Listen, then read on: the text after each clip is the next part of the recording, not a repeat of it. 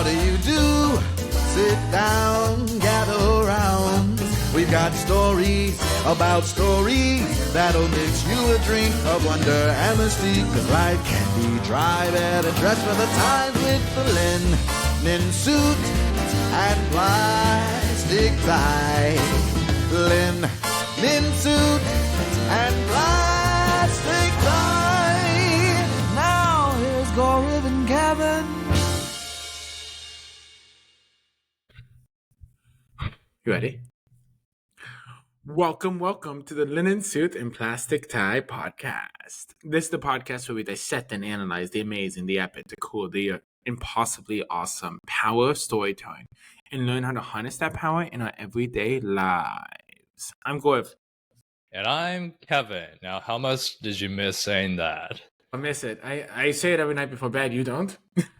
You just don't go to bed every night and just say, welcome to Linen Suit and Plastic Tie, the podcast where you... We've been on hiatus for way too long. And we're technically still on hiatus, but this is our 5th anniversary. We're coming out of hiatus to record a little bit of episode, a story time, to update people what's going on. It's all good things, Don't worry, we'll be back soon. And kind of talk about where we're at. So I think we teased it a couple times in some of the previous episodes about like, I was going for a big life change. And now we can tell people, I guess, I moved from Los Angeles and now I'm living in Philadelphia for business school. I'm getting my MBA at Wharton, majoring in AI for business and entrepreneurship and innovation. I've left my job. I've moved across the country back to the East Coast. It is cold here, but I'm from Toronto, so I'm going to be okay. But yeah, so big life change on my end. Yep, and I'm still in LA. Don't worry, folks. How long have you started school by this point? 2 months, 3 months? So I started in August. I guess we're coming up on 3 months, which feels like a wild amount of time because it doesn't feel like it's been 3 months, but it also feels like it's been 6 years. So, time is weird. Yeah. Now that you started school all over again, how does it feel similarly or differently from when you started as a college freshman? And I mean, at some point we should talk about your business school experience too, because I don't think we've talked about Anderson a ton. I mean, we've had Anderson people, but it's different. I don't want it to be the same, to be very clear. I think there are certain people who go to business school trying to recapture that. That was never me. I had a phenomenal UCLA experience, my undergrad. It's where we met. It's where I've met my closest people in the world. I'm not trying to recapture that. So it's reminiscent in the sense that like I'm back in school, like I'm taking courses again. It's reminiscent in the sense that I moved to the new city for the first time since I started college. It's reminiscent in the fact that like friendships are building really fast. There's similarities there, but inherently it is a very different experience because it's more oriented around career and adulthood and it's shorter. It's only 2 years, right? So there's even more of a maximization aspect where it does kind of feel like this is going to end very soon, even though we just started. Yeah, one of the interesting things, as I've noticed in business school myself, and I joke about this a lot, is I constantly hear the MBA students using the word pivot. Pivot. As much, if not more, than we say storytelling on this show, which I think is a very interesting concept and a big distinction between undergrad and MBA specifically. Is for undergrad, you're trying to find your identity. There's a lot of exploration. In MBA, there's also exploration, but with a very specific twist, is that people are looking to pivot. They're looking to switch into the different things for their career. You come to this platform, you're very focused on changing your story. Yeah. And I think the density of opportunity here is very different. Where I don't know why, because UCLA is a huge amount of opportunities, right? But I don't know how. I never felt overwhelmed by opportunity. I don't know if you did at UCLA. Like, I saw a lot of opportunities. I tried different things, but I never felt like, okay, I have to decide now, have to commit now. Or there's like 18 things going on tonight. I gotta, MBA, I am. Like, it's every night something's happening. And like I told you yesterday, I went from a movie night to a Diwali party to a birthday party, all in different parts of town. And like I stayed at each for like an hour and a half. That was Saturday night. And I had stuff early in the day too. And the nights where I don't have anything, I get insecure. I'm like, fuck, should I be studying? Should I be applying for this? Why don't I have anything? Should I have signed up for this event? Um, so I think the density of opportunity is different here. I don't know why that feels different than undergrad, because UCLA is not a place without opportunity. I think we're definitely in different places at our growth, probably. Because when you're just starting college, the focus is more like, okay, I'm making sure I'm getting my footing, especially academically. And with that, it's more just about making sure you get the class that you want to get into and get through that in time. Because I felt what you're feeling right now when I started business school as well, is I instantly realized, oh, recruiting is happening and you want to or almost have to get an internship towards the end of that year, and you have a better idea of what that cycle is like. Mm-hmm. That knowledge brings you a better sense, not necessarily better, but a greater sense of urgency in terms of like what your goalpost is and what are the amount of effort you want to try to put into to get there. And I think one thing we haven't talked about is like, I was really excited and interested about what it'd be like to go to school with Gen AI, right? With ChatGPT, Mm. with OpenAI, with these tools. Um, and I honestly think radically different. It's a radically different way of education because one, professors have very different policies. Like there's some classes where we don't use it at all because we're not allowed to. And there's some classes where professors like use it as much as you want. There's some classes like use in between, cite your sources, make sure it's right. I think for majority of classes, professors are very open to you using it because they know in your real world you're gonna use it, right? But it's a totally different world to do education with ChatGPT, with OpenAI, with Anthropic, with all these different tools because you can get things done a lot faster. You can do research a lot faster. Say you do a reading that you don't really understand, you can throw it in and ask it questions. So education here with ChatGPT is very different. And I think with Gen AI tools, I think in aggregate so far better, but I do think you have to be more intentional, right? You have to know you want to learn because you can use it to just not learn. And it's causing professors to be more intentional how they teach, how they quiz, how they test. And it's causing students to be more intentional about what are you trying to get out of this, right? Mhm. If you're just going to cheat your way through the course, kind of what was the point? Why would you pay for something and then cheat, you know? Mhm. So I am using ChatGPT really intentionally where I'm like, I'm here to learn. How can I use this to enhance my learning? Yeah, and that's actually a really interesting topic to delve into because you also are in this major that studies AI in business specifically. What's it like so far in some of the AI specific courses you're taking? What are some of the big surprises or anything memorable? Really good education. I think I'm learning a lot about how these systems work and the mistakes they make and how to work with them better to make less mistakes and just the power of it. Like there's a lot of entrepreneurship classes here, so you see every day someone's creating a new app in Lovable and like pitching it and seeing if they can get users. And if no one uses it, they just create a new one tomorrow. Right. So the speed of adoption and creation is really, really overwhelming almost. With AI, I think one of the biggest lessons is that a lot of the fundamentals are still the same, right? Making a good product, knowing your consumer. Like just because we have this tool doesn't mean the fundamentals of product design is gone. So I think remembering that, but also we're on such a cutting edge with this where it's like understanding that everything I'm learning in this course may be obsolete in a year, but understanding that if I get in now and then stay and fight and learn how LLMs work, how large reasoning models work, how chat GPT works, like what GPT means, you just kind of just get in and you learn the technicals and you learn kind of this foundation and you can build on that. Intention is very important with AI. I think that's one thing how you use is very important. The questions you ask the prompt machine is very important. Just being intentional about what am I trying to get out of this and making sure you don't get distracted with some of the other fancy things it can do is kind of the best way to get through using these tools. It's funny, we just did this like group AI analytics challenge at a work thing together. And the analysis result that came out of when people are trying their hands on this range from anywhere to like, let me show you how ridiculous this AI tool is, and the results you're spitting out, to like, oh, this is actually really, really good, that we want to package this and actually present it to a wider audience.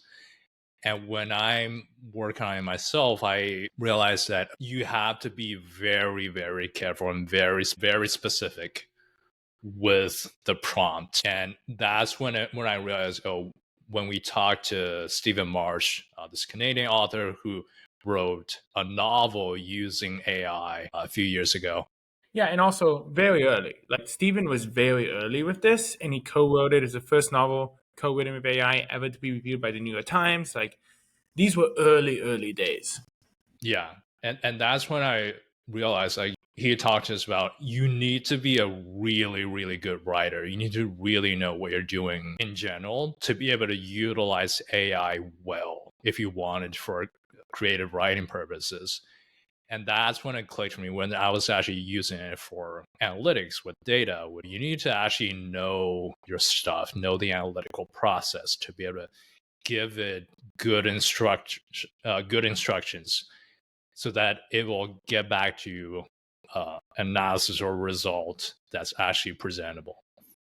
I think when I think about storytelling in AI too, because I think in this hiatus of the show, you assume I'd be talking about storytelling less. I am not talking about storytelling less. That was going to be my next question. It is incredible how ingrained this show has become in me. It is incredible how much I form my views on storytelling. I'm hosting another podcast with Wharton, TED Talks, and we interviewed one of our mentors for the show, Nick Martel. I interviewed one of our mentors for the show, Nick Martel. First of all, we can talk about, I don't like doing podcasts by myself. That's a whole other thing. But like, the show came up so much. I stopped myself a couple of times, and I'm asking storytelling questions because that's just what I know, right? Like, this is supposed to be a tech podcast, but I'm like asking storytelling questions. I'm mentioning this show. At one point, I said to Nick, "I'm sorry, I'm gonna bring up my podcast again." And he's like, "You should. It's your baby." It's incredible how ingrained this podcast and the way this podcast has taught me how to view the world is. It's incredible that like people know me as the storytelling guy, like the guy who talks about storytelling, like because it's so ingrained in how I view the world. I was doing this panel for entertainment and AI, and they did my intro and we're talking, and by the end, someone's like, "Oh, storytelling, that's your whole thing." I'm like, "I just met you. How did you know that?" But it's just how I communicate, right? And I think with AI and storytelling, it's a constant dance. Where I'm using AI a lot for telling my story is in club applications, because there's a lot of like clubs you have to apply for, like events and things you have to apply for. And like I'll just take the questions, put in AI and edit, right? Because AI knows so much about me, knows so much about my resume, things what have you. So for the very matter of fact of like, this is Gorav's bio. So like I had to write a bio for this entertainment and AI panel I moderated. I didn't even do a draft. I went to AI first and had to write a bio, then I edited it. Because it, like the matter of fact, like step-by-step history, story, what I'm passionate about, goals, that's easy for AI to do. So there's forms of that where it's helping me shape my story, but it's also really important I don't let it shape my story, because it will sometimes say things like, no, that's not what I'm trying to do, you know? So it's kind of a dance with storytelling in AI where it's like, let it learn about you, let it write things for you. And the more you use it, the more it'll be able to do that fast, but also be extremely questioning of whether or not this is actually what you want, or if the AI has said it enough times, you're like, oh, that kind of sounds like right. I think you and I had very different business school experiences too, because you did it right after college in the pandemic. And I obviously waited 3 to 5 years. So, and I think Anderson and Wharton are very different schools, where Anderson, being in California, has a little bit more of like that entertainment edge. Also, there's a comfort aspect of like UCLA, I think, will always be home to me in a way that I don't think Penn will ever be.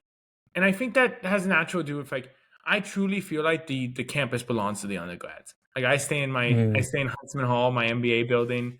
I go to like the MBA classes, but I don't like go to a lot of the libraries and stuff, like because I feel like the campus is undergrads. And I don't know if you had that experience where you're like Anderson, the building, that's where MBAs are, and the rest of the campus is for undergrads. But I feel like you build a deeper connection with your undergraduate student, right? Because you're living on campus. You're going to parties on campus. Like, oh, UCLA is different, but you're living on campus. You're going to different buildings. You're eating on campus. You're spending all your time on campus. Where with MBAs, it's kind of like one building, and then you go back to like where people are living. Mm-hmm. Yeah, I think I felt a little bit similar, but my experience is vastly different because for the majority of the time, I wasn't even physically on campus because people couldn't. Also, class size. We have very different class sizes. How big was your class? Oh, mine was 40 because of COVID. Yeah. You know how big my class is? I mean, at least 10 times that. My class is 888. What is outrageous? Oh, yeah. I totally forgot it was that small. Oh my God. Everybody was in every class together. Everyone knows everyone. Wait, so you guys had the same schedules? Like you didn't choose electives at all? There were electives in the final quarter, but for the most part, everybody's in everything together. So the way Wharton makes it feel like a small school is they basically take all 888, put them in 4 clusters, and then within each cluster, there's like 3 cohorts. So you have like a cohort of 60 that you take some classes with. So you take certain classes with your cohort, so you kind of get to know that group a little bit better. So it's a little less overwhelming, but then you go to events and you're like, oh, I don't know anyone here. I'll still go to events of like my year and like I'll see a few people in my cohort that I know and say hi to, but then you also see like 50 people you've never seen before in your entire life. And you're like, oh, it's a bit school. But yeah, I mean, we haven't talked about the start of Wharton. I'm going to tell the Narcissist story now. Kevin, you know this, I think. So on my very first day, very first class, my professor called me a narcissist. In jest. Let's be clear, just in case employers are listening. So it was in jest. So what had happened was we were learning about organizational psychology, and we were learning about kind of different leadership styles, and we were talking about narcissism. And the professor was asking, what are some like indications that someone could be a narcissist? And someone in my cohort rose their hand and said, well, if they have their own podcast, right? And then I raised my hand after and answered the question. And I started with, well, I have my own podcast, so I'm taking that personally. It was a joke. And then my professor jokingly said, well, Gorav plugging his podcast makes him a narcissist, right? Something like that. Or does that make him a narcissist? And for the record, I didn't plug the podcast because I didn't say the name of the podcast. You can't just say you have a podcast. That's not plugging it. And then it was a laugh. And then I think he felt a little bad because he was concerned that I wouldn't love the joke. I loved the joke. But so that literally my first day, my first class, my first professor at Wharton called me a narcissist. So what I did so this was a 3-week course. It's the first course you took. But I went to Amazon and I bought the shirt that says World's Greatest Narcissist. And I wore it on the last day of class. And I didn't say anything. I was super cool. And I was answering a question and he sees it and he breaks. And it's so funny watching him break down. He's like, I just read your shirt. Because it was the joke, right? That I was so I bought this shirt. And then in our cohorts, you have learning teams, and those are the people you do the simulation with. There's the people you do a lot of group projects with. You get to know them very close.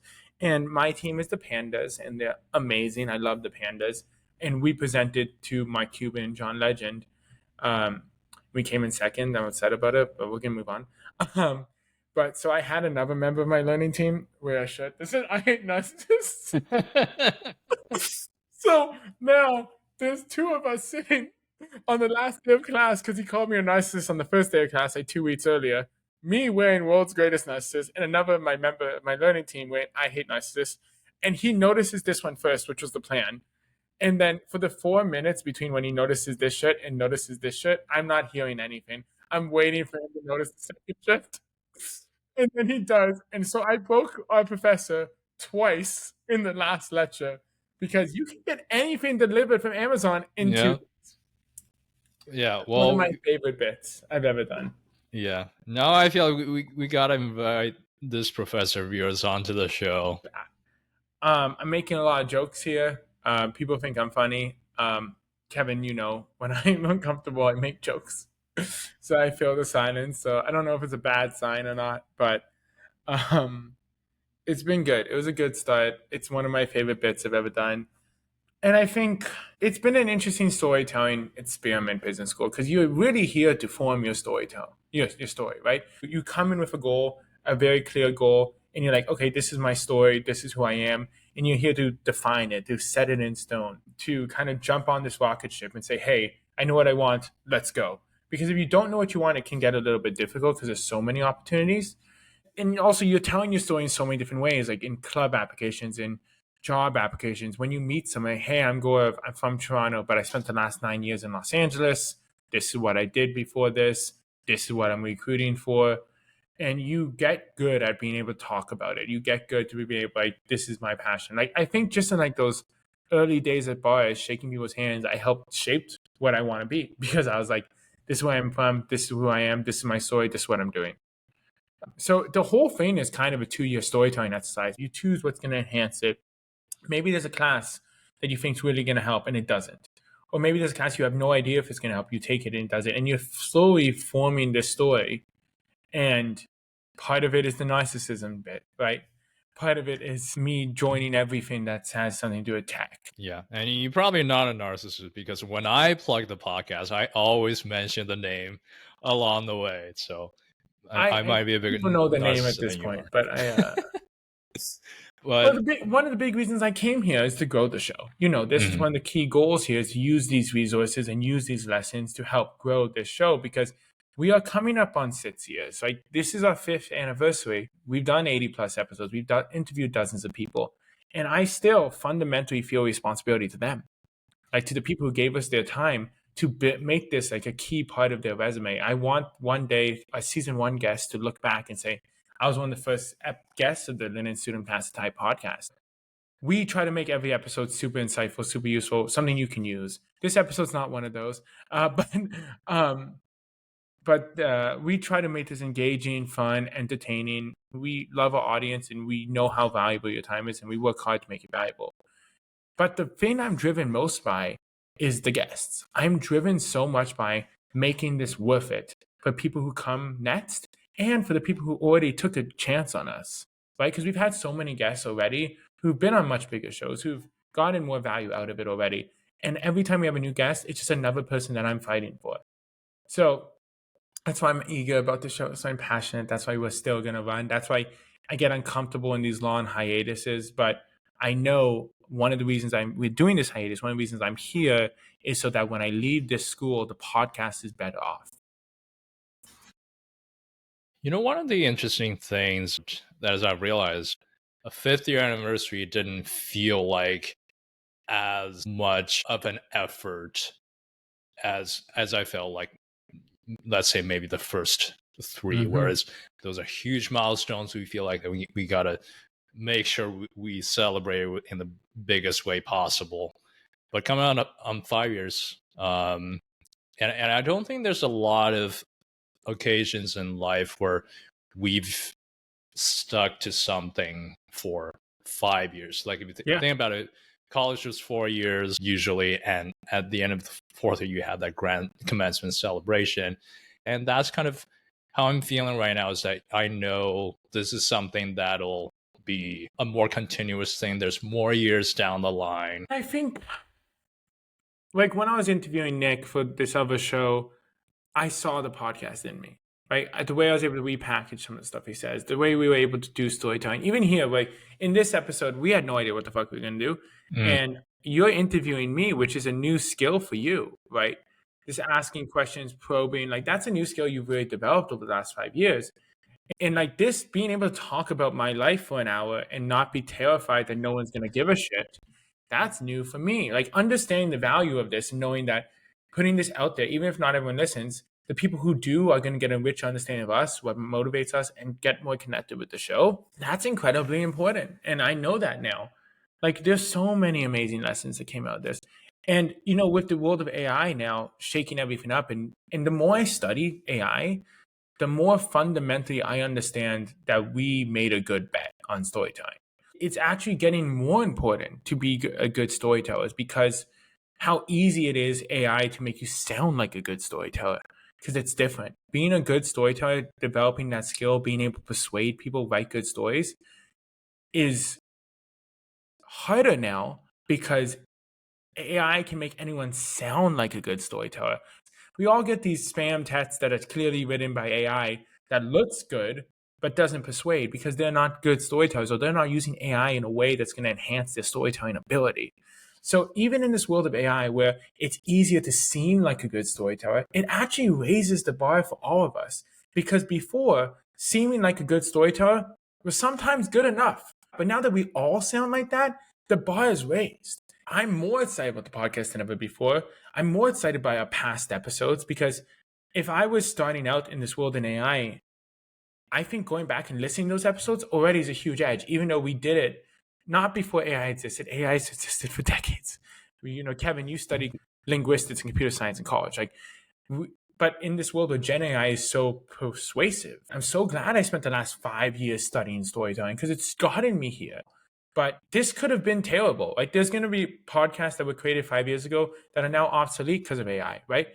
But I actually think in this world, and the more I study it here at Wharton, I actually think it just has proven us right that this is the most important skill. Yeah, Stephen Marsh talked to us about when we say this tool can be 85% as good as the highest level of how you can complete a task. There are plenty of 100% good books that don't even get picked up. Nobody's going to read an 85% good book. So you still need to understand how to get to 100% or 120%. And that comes from not the tools you're using, but your understanding of storytelling or whatever craft you need to infuse into your work. And that's, the bigger takeaway, the more we get into storytelling, AI as an important field that intersects with this theme as well. Let's not brush over season 5. Like, this was a huge season for us. Maybe our biggest, even though it's been our shortest. Mm-hmm. We launched video. We were viewed much more than we have in past. I mean, we don't look at viewing statistics, but it was like, oh, okay. We had Alison Woodbrooks, who was amazing. One of the best conversationists we've ever had.